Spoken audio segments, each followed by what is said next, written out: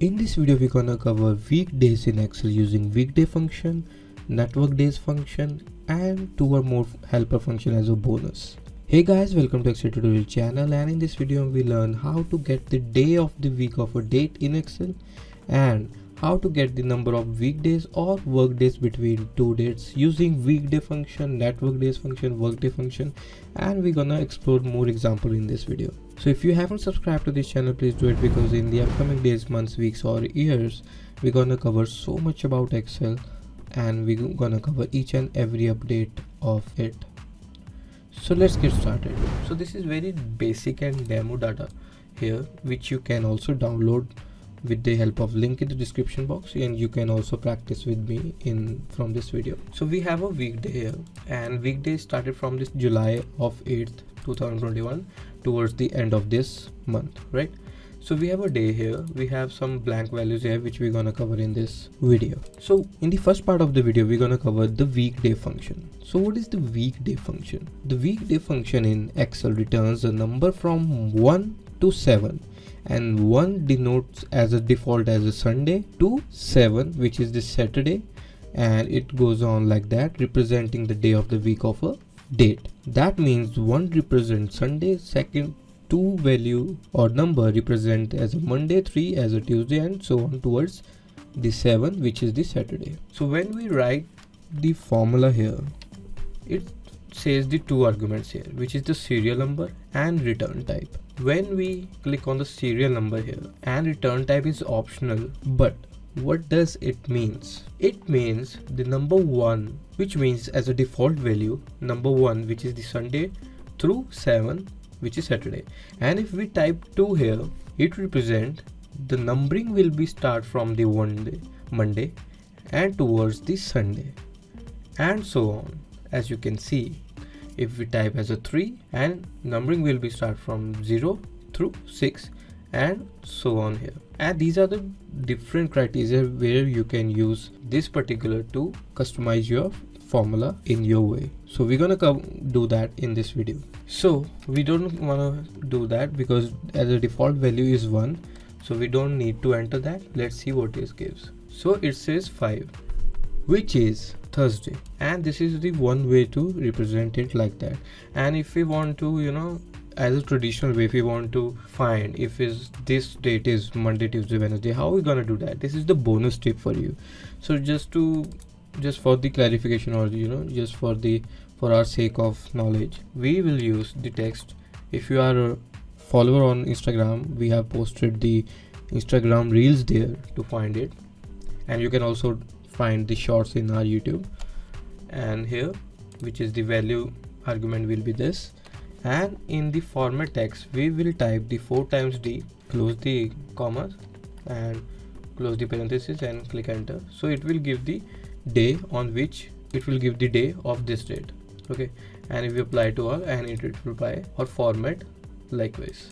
So here we have the 5th, that means the Thursday, which was correct. Okay, so what our header says? Header says working day or not. See, it depends upon your office hours, but in this video let's start with the Sunday, as our working day is from the Monday to the Saturday and Sundays are off. So how are we gonna deal with this? So we have A2 here, and our weekday start from the 1 which is the Sunday, and we don't want to include that. So we want to exclude the number 1 and include everything as a work day. So to exclude the number 1 and to include the rest of the day, which function we will use? The logical function, which is if. First we will enter the if function here. There you go. So we have the if function here, and in the weekday, which is the first logical test, we will input the weekday function here, and here we get the serial number which is correct. You should not select this, you should select the date here, and the serial number we have selected, and the return value will be remain as 1. It's very important because the next part we're gonna cover as Saturday and Sunday off, so we need to include this. So the default value will be 1, which is our weekday starts from the Sunday, and we want to exclude the Sunday part from it, right? To exclude Sunday part, we will enter should be greater than 1, and value if true, then it's a work day. Okay, and value if false, then it is a holiday, right? And we will close the parenthesis. Let's see what it gives. So yes, it does give us the right answer, and if we apply to all on the Sundays, like here, here and here, we get the holiday here. Hope you get the point how to find or how to use this particular formula to find the working day or not. It's that simple, but it also depends on your schedule here, if it's actually the working day or not. And suppose you have 2 holidays per week, like on Sunday and on Saturday, and to exclude Sunday we have this, right, 1, which is the excluded part here. And to exclude Saturday, what if we just enter like this, should be less than 7, right? The 7th will be the Saturday, so it should not count as like that. Does it give us any return value? It will say holiday and it will overrate it to all, so it won't work like that. And for that part, what we need to do is we need to change the return type. We want Excel to start our return type from second here, such that our 6 times 7 number will be excluded, because 6 will be the Saturday and 7 will be the Sunday, as you can see in the hover image, or hover explanation by Excel here. So our weekday will start from the Monday, and what we're gonna do here is, as the greater than operator should be less than 6. Why? Because 6 will be the Saturday and 7 will be our Sunday, so it should be less than 6, and is exclude Sunday and Monday and include all 5 working days. So let's see if it does work or not. Sorry, should be less than 6. Let's see if it does work or not. We click here, so it's a work day, and if we apply to all, this do say Saturday and Sunday is off, holiday, and here is the holiday, and there we go. That's how you work with the weekday function in Excel. So this was the part 1 of the weekdays in Excel. So in the next part we're gonna cover network days function. So what does network days function does? The network days function returns the number of weekdays which exclude the weekends between the 2 dates. Okay, let's find out. So we enter the network days here, right? And before we enter, let's see what it does mean. Returns the number of whole work days between 2 days. So it returns only the work days between the 2 dates. And if we see the arguments here, it says the start date. So start date is here, right? It started on the 1st of July and end date is here. So we have started, ended, and we have also holidays here.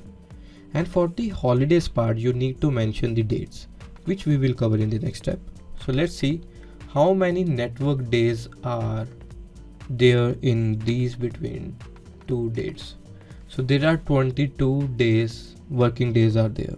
So here we have the 22 number of days are there, excluding the weekends. So in the next part, we're gonna mention some holiday dates here. Okay, let's mention it. There are holidays on let's say 12.